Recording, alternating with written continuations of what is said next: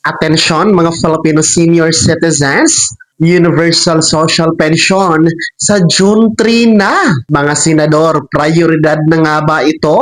Pinaka-latest update ating tatalakayin dito sa video. Hold up.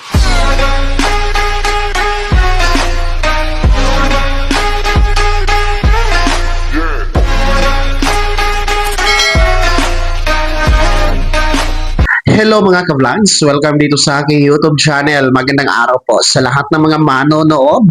Saan po kayong dakos sa mundo? Kumusta mga ka-vlogs? Ito ha mga Filipino senior citizens, latest update sa Universal Social Pension sa June 3 na. Senado, tatalakayin na nga ba ito? Mamaya-maya pag-uusapan natin. Para bago ang lahat, kung bago ka pa lang dito sa aking YouTube channel o di kaya hindi ka pa nakasubscribe, abay, click nyo muna ang ating subscribe button na nasa baba. Huwag yung kalimutan na pindutin ang notification bell. Ilagay nyo po sa all para naman updated ka sa lahat ng mga videos na aking i-upload. So, ito na nga po, no, mga lolo at lola. Atin po tatalakayin ang latest update dito sa Universal Social Pension. Sa ngayon po ay isa pa po siyang panukala. Bill pa lamang po siya at andyan pa po siya nakabinbin sa Senado. Well, dahil magbabalik na nga po ang Senado ngayong June 2 na session, no? And then June 3, regular session na talaga yan, no? Ay atin pong antabayanan kung ito po ay magiging prioridad nila at sino ang hahawak ng hahawak na committee dito sa nasabing Universal Social Pension Bill. Dahil noong mga nakaraang sesyon, no, under po ito kay Senator Amy Marcos. So ngayon kasi nanalo ulit si Senator Amy Marcos. So let's say kung hahawakan din ba niya ulit itong Universal Social Pension Bill, no? Kasi sa kanyang committee ba tumagal sa Senado itong Universal Social Pension Bill. Umabot ng 8 buwan. Hindi ito natalakay at naabutan nga po ng pagsara ng sesyon noong February 5.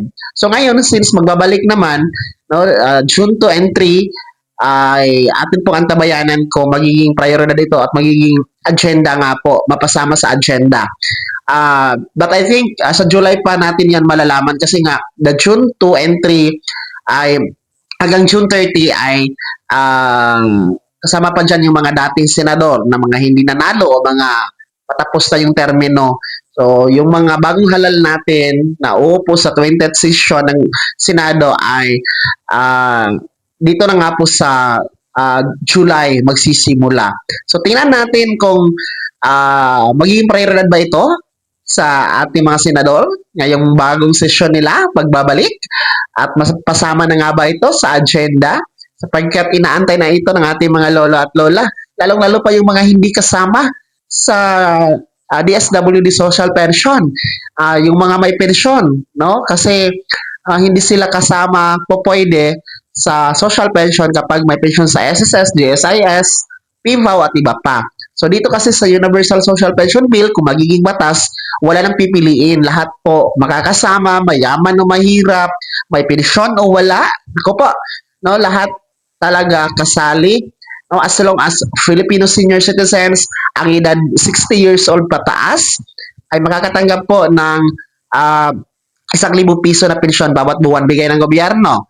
No? So, talagang wala na pong pipiliin, wala na maiiwan, lahat na po makakasali. So sana naman po, yan yung ating panawagan sa ating mga senador ngayong pagbabalik sesyon ay gawing prioridad naman po ang ating Universal Social Pension Bill na maging isang ganap na batas aprobado sa kanilang hanay, no, para mapakinabangan na po ng ating mga lolo at lola. Kaya naman mga senior citizens, ano po yung komento at reaction sa balitang ito?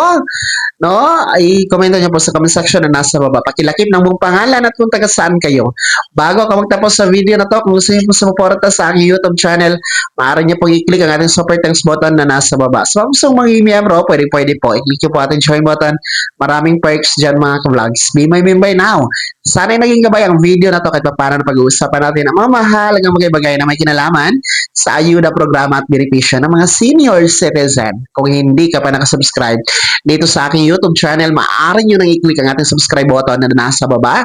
Huwag nyo kalimutan na pindutin ang notification bell ilagay niyo po sa all para naman updated ka sa lahat ng mga videos na aking i-upload. Maaari niyo rin i-like ang video na to at kung meron ka pang mga katanungan, maaari niyo i-komento sa comment section na nasa baba. Paki-follow na din po ang aking official Facebook page na nasa screen niyo. Muli po, ako si Daniel Timpawa na nagsasabing dito sa aking YouTube channel, Pawang Katotohanan at lahat totoo lamang.